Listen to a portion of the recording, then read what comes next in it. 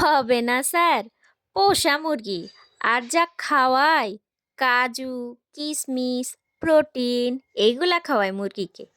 আসসালামু আলাইকুম, শখের টুকিটাকির আজকের ছোট্ট একটি মিনি ব্লগে আপনাদের যথারীতি স্বাগতম। একটি মজার গল্প আজকে আপনাদের সাথে আমি শেয়ার করব।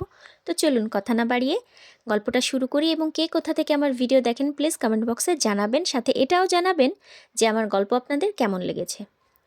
এক হোটেলে মুরগির মাংস খেতে খেতে এক খদ্দের মালিককে বলল, বাহ, মুরগির মাংসটা তো বেশ নরম আর সুস্বাদু।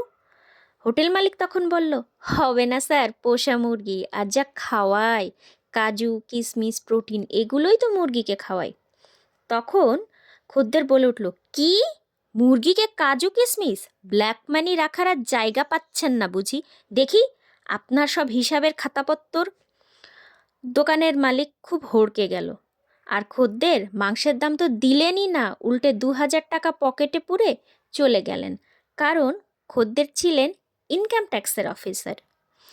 কদিন বাদে আরেকজন খদ্দের মুরগির মাংস খেয়ে খুব খুশি হয়ে বললেন, বাহ, পোষা মুরগি বুঝি, তা কি খাওয়ান এদেরকে? হোটেল মালিক তখন অতীত থেকে শিক্ষা নিয়ে সাবধান হয়ে গিয়েছেন। বললেন, আগে ভালো কিছু তো আর খাওয়াতে পারি না, ওই পোকামাকড় আরশোলা এসবই খাওয়াই। লোকটা তখন রেগে বলল, কি, মুরগিকে পোকামাকড় খাওয়ান? জানেন আমি কে? আমি আমি হলাম পিসিইডি এর আধিকারিক। এ কথা ঊর্ধ্বতন মহলকে জানালে আপনার ভিটেতে মুরগির বদলে ঘুঘু চড়বে, বুঝলেন? আর আপনার ব্যবসা তো থাকবেই না। হোটেল মালিক তো আবারও ভড়কে গেল, এবং ভড়কে গিয়ে এবারও তার কাছ থেকে 2000 টাকা খদ্দের নিয়ে চলে গেল। আর হোটেল মালিক গালে হাত দিয়ে বসে বসে ভাবছে, হায় রে আল্লাহ, কি যে বলি আর কি যে করলাম। কদিন বাদে আরেক খদ্দের এসেছে একই হোটেলে, খাবার খাচ্ছে, খেয়ে বলল, বাহ, মুরগির স্বাদ তো অনেক দারুণ। মুরগিটা কি নিজের হাতে পোষা, নিজেদের পালা? কি খাওয়ান মুরগিকে? তখন হোটেল মালিকের একদম সোজাসাপটা উত্তর, একদম বলতে পারবো না স্যার, কি খাওয়াই। মুরগির হাতে আমি রোজ সকালে 5টা টাকা করে দিয়ে দিই, ওর যা ইচ্ছা ও সারাদিনে সেটা খেয়ে নেয়। আমি বা পো সব জানি না, আমার হোটেল চালানোর দরকার, ও মুরগি কোথায় কি খাচ্ছে কি খাচ্ছে না সেটা আসলে আমার জানা নাই।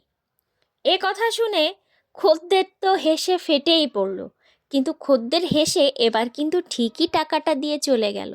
আর হোটেল মালিকেরও দুই গালে হাত দিয়ে আর বসে থাকা লাগলো না। হোটেল মালিক মনে মনে ভাবলো, যাক বাবা, এবার তো অন্তত টাকাটা পেয়েছি, আগের 2বারের মতো তো আর ভুল করিনি। তো আমরা আসলে এই গল্পটা শুনে কি বুঝলাম বলুন তো? বুঝলাম এইটাই, যে একজন ব্যক্তির উপস্থিত বুদ্ধি থাকা অনেক বেশি জরুরি। সাথে এটা জরুরি যে প্রয়োজনের চেয়ে অধিক বাক্য কারোর সাথে শেয়ার না করা, প্রয়োজনের চেয়ে একটু বেশি রসকস মিশিয়ে কথা না বলা। এতে হয় কি, অনেক সময় বিপদে পড়ে যেতে হয়।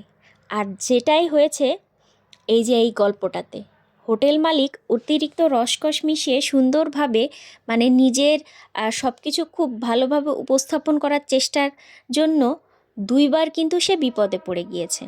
এই জন্য বলি কি, দুনিয়াতে যত অসত্য আছে, যত মেকি আছে, যত খারাপ কাজ আছে, এগুলো থেকে আসলে যত দ্রুত নিজেদের সরিয়ে রাখা যায় ততই ভালো। তো আজকের মতো ভিডিওটি এখানেই শেষ করছি। কে কোথা থেকে আমার ভিডিও দেখলেন প্লিজ জানাবেন, আর সাথে কিন্তু এটা জানাতে ভুলবেন না যে আমার গল্প আপনাদের কেমন লেগেছে।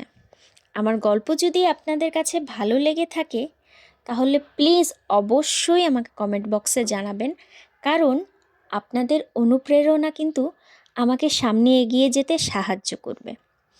তো সবাই ভালো থাকবেন। আর আপনাদের সাথে আজকে গল্প শেয়ার করছিলাম, আর এই যে রান্নার ভিডিওটা দিলাম, এটা ছিল আমার সকালের ব্রেকফাস্ট। তো সবাই ভালো থাকবেন, আমার ইয়াম্মি ব্রেকফাস্ট আমি এনজয় করেছি। সবাই ভালো ভালো খাওয়ার চেষ্টা করবেন। আসসালামু আলাইকুম।